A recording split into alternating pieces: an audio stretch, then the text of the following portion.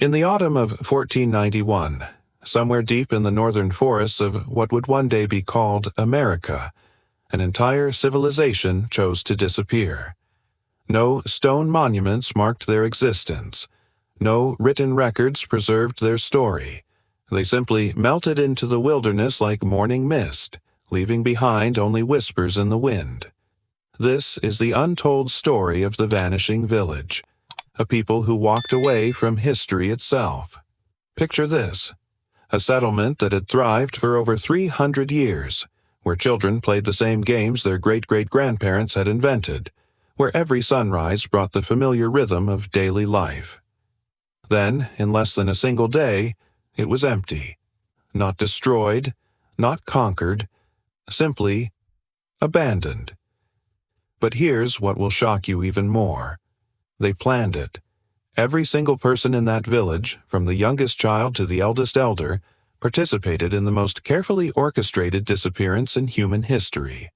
They didn't flee in panic. They didn't scatter in desperation. They methodically erased themselves from existence with surgical precision. The morning of their last day began like any other, yet beneath the surface, a complex ritual of ending was already in motion. The settlement stirred to life as it had for countless generations. Smoke rose from cooking fires that would never burn again. Women ground corn with stone pestles their ancestors had shaped, knowing these would be the final grains ever processed in this place. Men checked fish traps along the creek that had never failed them, for what everyone understood would be the last time. But something was different. The creek ran lower than anyone had ever seen, so low that the ancient fish weirs, built by the first generation of settlers, now stood exposed like the ribs of some massive skeleton. The corn stalks stood brown and brittle in fields that once waved green in the summer breeze, their dried husks rattling in the wind like the whispered secrets of the dying. For 7 seasons now, the rains had come later and stayed shorter. The earth was forgetting how to drink. Yet this drought, devastating as it was, had become something more than a natural disaster. It had transformed into a prophecy, a sign that even the land itself was ready to let go. The village had been built in a valley where 3 streams converged, creating what their ancestors believed would be an eternal paradise. The site had been chosen not just for its practical advantages, fresh water, rich soil, natural protection from harsh winds, but for its spiritual significance. According to the stories passed down through 15 generations, the spot where the waters met was a place where the physical and spiritual worlds touched. Their creation myth told of the first grandmother, who had walked across the continent following a vision of a place where 3 waters met. When she found this valley, she wept tears of joy that became the streams. Her tears created not just water, but a sacred covenant with the earth itself. For 3 centuries, that covenant had held. The village had grown slowly, deliberately, never taking more than the land could give, never building faster than wisdom could guide. At its peak, perhaps 200 souls called this place home. They lived in sturdy longhouses built from the massive red cedars that grew on the surrounding hills. Each family occupied one section of a shared structure, creating intimate communities within the larger community. The daily rhythm followed ancient patterns.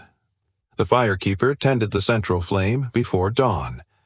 Men maintained elaborate fish weirs across the streams. Women cultivated the 3 sisters, corn, beans, and squash, in beautiful patterns. Children learned by moving between families, absorbing skills and stories from every adult. The village operated on principles of consensus and reciprocity that had evolved over centuries. Decisions were made not by chiefs or councils, but through patient discussion that continued until everyone could agree on a path forward. This sometimes meant that important choices took months to finalize, but it also meant that when decisions were made, they had the full support of the entire community. But now, all of this, the ancient patterns, the time-tested wisdom, the sacred covenant with the land, was coming to an end. The signs accumulated relentlessly. Fish runs thinned from abundance to scarcity. Wild game followed new routes to distant water sources. Medicinal plants withered. For the first time in the village's history, infant mortality began rising as the springs that provided pure water for nursing mothers failed. The elders watched these changes with growing alarm. They were not naive about natural cycles. They had lived through droughts before, survived harsh winters, adapted to flooding and forest fires. But this was different. This felt like the land itself was dying. The Council of Elders had been meeting almost continuously for 2 full seasons, their weathered faces grave in the firelight, their voices low with the weight of impossible decisions. They consulted the old stories, searching for wisdom in the tales of their ancestors. Some spoke of moving deeper into the forest, following rumors of valleys where water still flowed freely. Others argued for sending scouts south, toward warmer lands where other tribes were said to prosper despite the changing climate. But the oldest among them, a woman whose name translated roughly as memory keeper, but whose true name was considered too sacred to speak aloud, offered words that chilled everyone to the bone. The earth is telling us to let go. The first grandmother's tears have dried. Our covenant is complete. The memory keeper was not just old. She was ancient by the standards of her time, well into her 70s, which made her a living bridge to stories and knowledge that reached back to the village's founding. She had been present for every major decision in living memory. When she spoke, people listened not just out of respect, but out of recognition that she carried within her mind the accumulated wisdom of their entire civilization.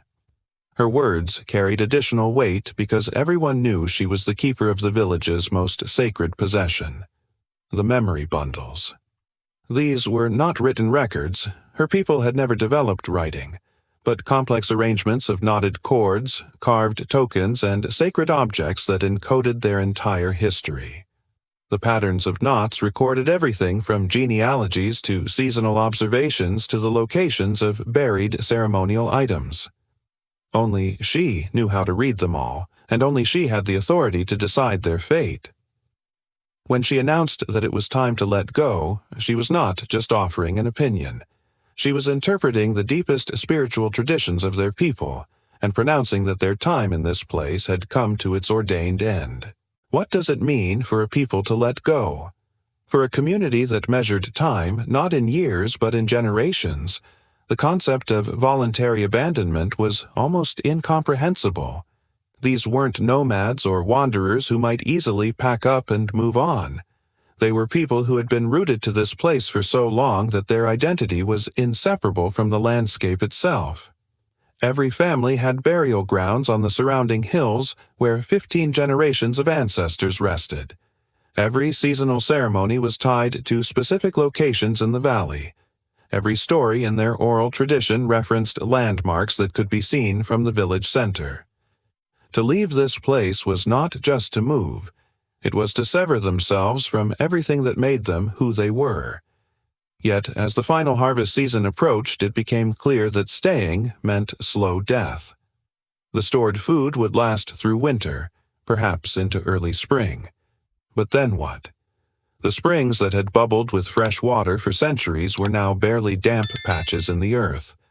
The game trails that once brought deer and elk through their hunting grounds now led elsewhere. The fish weirs sat empty, their careful engineering useless without fish to catch. More terrifying than the physical privation was the spiritual crisis that was beginning to unfold. Children were asking questions that had no good answers. Why had the spirits abandoned them? What had they done wrong? If this was their sacred place, why was it dying? The adults struggled to maintain the calm demeanor that their culture valued, but privately, many were beginning to question everything they had been taught to believe. If their ancestors had been wrong about this being their eternal home, what else might they have been wrong about? It was in this atmosphere of growing desperation and spiritual uncertainty that the memory keeper made her most radical announcement. What she proposed was not just abandonment. It was something far more terrifying and beautiful. "If we cannot stay," she said, addressing the full council in a voice that carried across the silent village, "then we must ensure that our leaving serves a greater purpose. We must disappear so completely that we become legend rather than history. We must vanish so thoroughly that even we cease to exist." The council sat in stunned silence as she explained her vision. They would not just leave. They would methodically erase every trace of their existence. They would scatter the artifacts that might identify them. They would take different paths so that no one could follow their trail. Most importantly, they would destroy the memory bundles, ensuring that even if some of them survived, they would carry no knowledge of what they had left behind. "Let other peoples find this valley and think it has always been empty," the memory keeper continued. "Let archaeologists of future ages look for our traces and find nothing. Let our disappearance be so complete that we become a mystery even to ourselves." The audacity of the plan was breathtaking. They would attempt something that no other people in history had ever successfully accomplished, a controlled vanishing that left no evidence behind. They would edit themselves out of the historical record with such precision that later scholars would have no idea they had ever existed. But why? Why choose such total oblivion when they could simply migrate elsewhere and begin again? The memory keeper's explanation revealed the profound spiritual sophistication of their worldview. According to their traditions, every place on earth had a lifespan, just as every person did. Their role as guardians of this valley had been to love it and care for it during its time of flourishing. Now that time was ending, and their responsibility was to let it die with dignity. To stay and fight the drought would be selfish, an attempt to force the land to continue supporting them beyond its natural capacity. To leave but maintain their identity would be to carry the spiritual burden of a failed covenant into whatever new place they settled. But to disappear entirely, to release both the land and themselves from the obligation to continue, would be an act of spiritual generosity that honored both the past and the future. In essence, they were choosing to become martyrs to their own environmental ethic. The decision process that followed was unlike anything in the village's history. For 3 months, families gathered in their longhouses through the long autumn nights, weighing choices that seemed to offer no good options. The discussions were conducted with the same patience and respect that had guided every important choice in their past, but the emotional weight was crushing.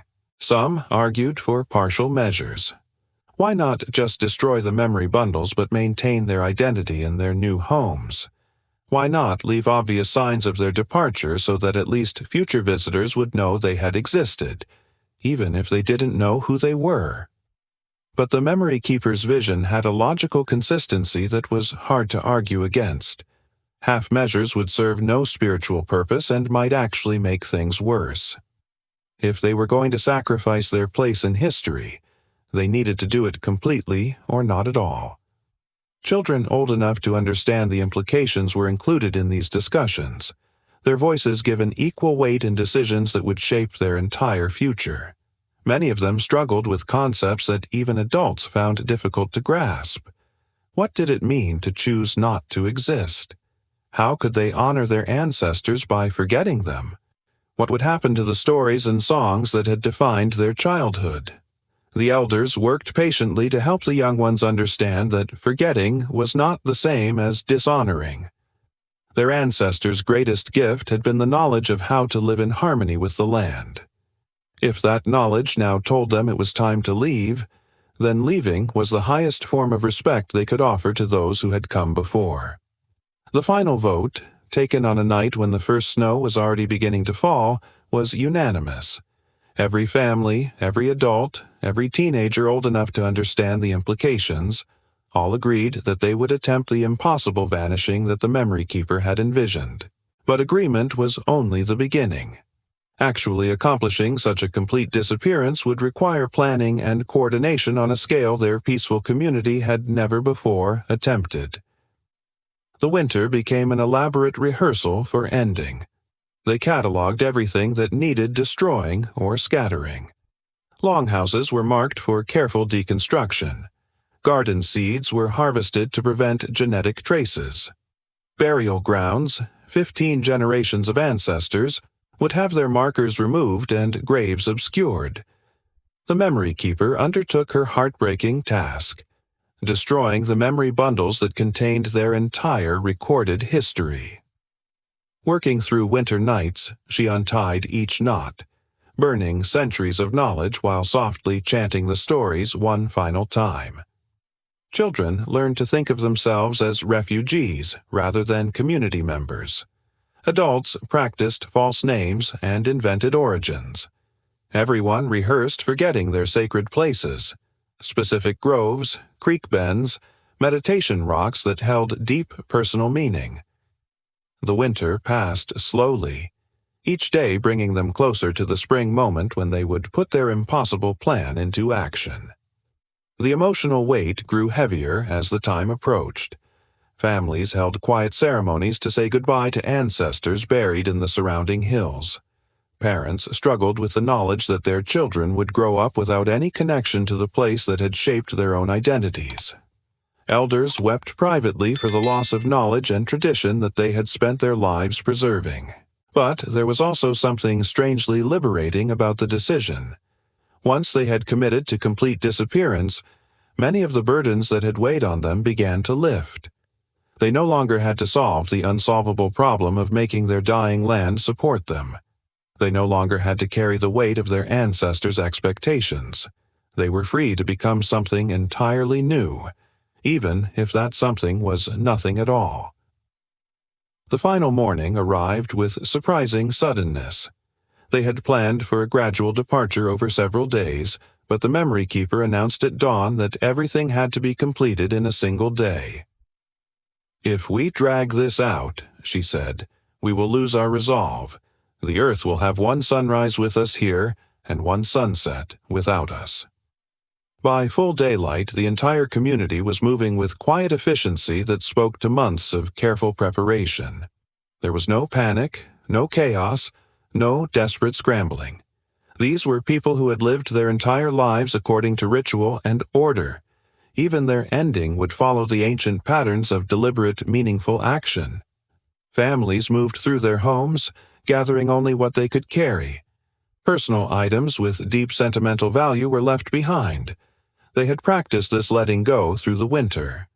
Tools that had served multiple generations were carefully arranged as if their users had simply stepped away for a moment. Sacred objects that could not be carried were buried in predetermined locations, not to be preserved for later recovery, but to be lost forever. The central fire that had burned continuously for centuries was ceremonially extinguished. The firekeeper, tears streaming down her weathered face, scattered the final ashes to the wind. With that act, the spiritual heart of the community was officially ended. As the sun reached its peak, the memory keeper performed the final act of erasure.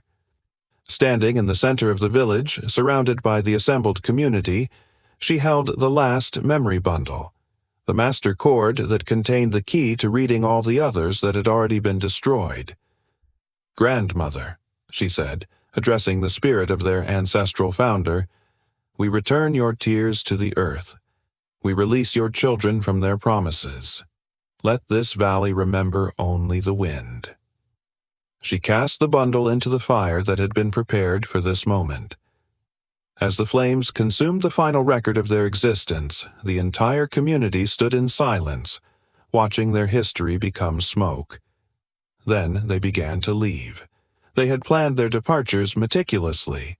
Small groups left at intervals, taking different paths into the forest. No more than 5 or 6 people traveled together, and they had been instructed to separate even further once they were beyond the valley. This was not just about avoiding pursuit. It was about ensuring that no one could later piece together a coherent narrative of what had happened. Some groups headed north, toward the Great Lakes they had heard about in stories traded with distant peoples. Others turned south, following the river toward warmer lands where different tribes were said to have adapted to the changing climate. A few families chose the western path, into mountains that promised different seasons and different opportunities. The memory keeper herself was among the last to leave. She had spent the final hours walking through the village one last time, mentally noting details that no one would ever record, saying private farewells to places that had shaped her entire existence. When she finally walked away, she did not look back. As the last group disappeared into the trees, the village fell into a silence it had not known for 3 centuries. The wind stirred through empty doorways. Leaves began to settle on paths where children's feet had worn smooth grooves in the earth. But the most remarkable thing about their disappearance was how thoroughly they had succeeded in erasing themselves. Within days, the first snowfall of early winter began to cover their tracks. Small animals, curious about the abandoned structures, left new footprints that obscured the human ones. The carefully scattered ashes of their fires were indistinguishable from natural forest debris. The longhouses, left partially deconstructed, looked less like abandoned buildings than like the result of natural weathering. The gardens, with their plants harvested and seeds removed, showed no obvious signs of human cultivation. Even the fish weirs, carefully dismantled, left no clear evidence of their sophisticated engineering. By spring, when the first green shoots began pushing through the forest floor, nature had begun its work of reclamation in earnest. Vines crept over the remaining walls. Young trees sprouted in what had once been pathways. The carefully managed clearings started to fill in with brush and saplings. What happened to the people themselves remains a mystery. Some may have joined other communities, blending their knowledge and skills with new traditions. Others might have established small settlements elsewhere, too dispersed and too small to leave archaeological traces. Many probably died during that first harsh winter, victims of displacement and the difficulties of starting over in unfamiliar territories. But their most remarkable achievement was this.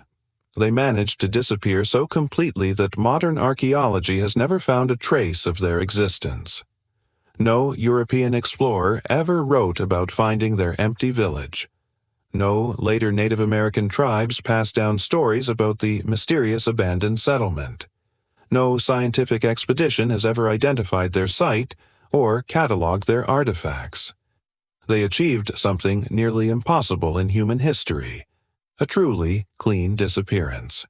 In an age where every human footprint is preserved in geological records, where ancient DNA can be extracted from soil samples, where satellite imagery can identify archaeological sites from space, their valley shows no signs of ever having been inhabited. Think about how extraordinary that accomplishment actually is. Most civilizations leave behind pottery shards that last for millennia, burial sites that preserve skeletal remains for thousands of years, foundation stones that resist weathering for centuries, modified landscapes that remain visible long after their creators are gone. Even nomadic peoples leave traces, worn paths, camping sites, artistic traditions that influence neighboring cultures. But this village accomplished exactly what they set out to do. When the memory keeper untied those final knots, she wasn't just destroying their recorded history.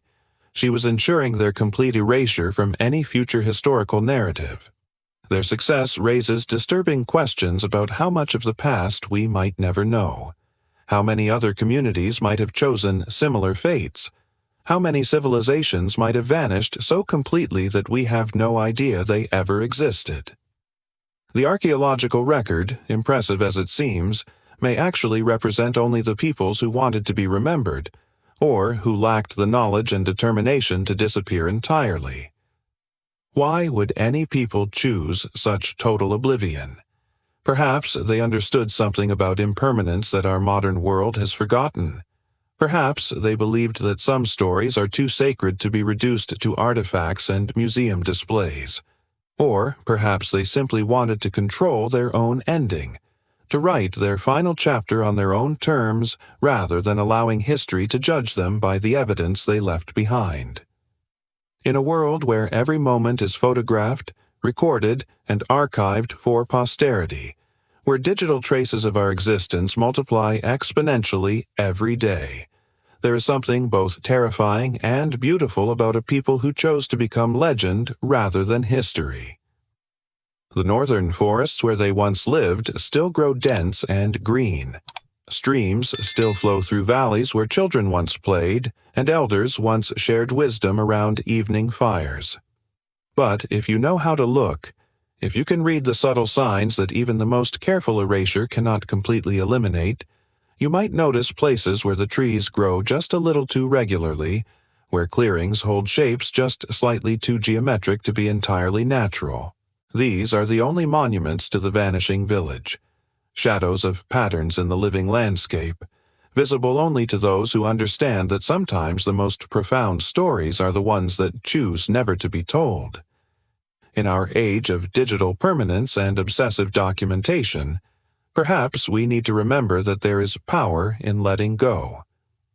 The people of the vanishing village understood that some endings are more meaningful than beginnings, that some silence speaks louder than any recorded word, that true freedom sometimes requires the courage to release even our own stories into the wind. They chose to vanish without a trace.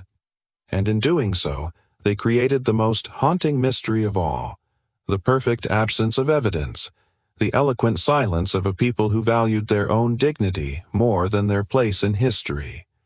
Somewhere in the northern forests, the wind still moves through trees that have grown over the spaces where families once gathered, where stories were told, where an entire world existed and then deliberately chose to disappear.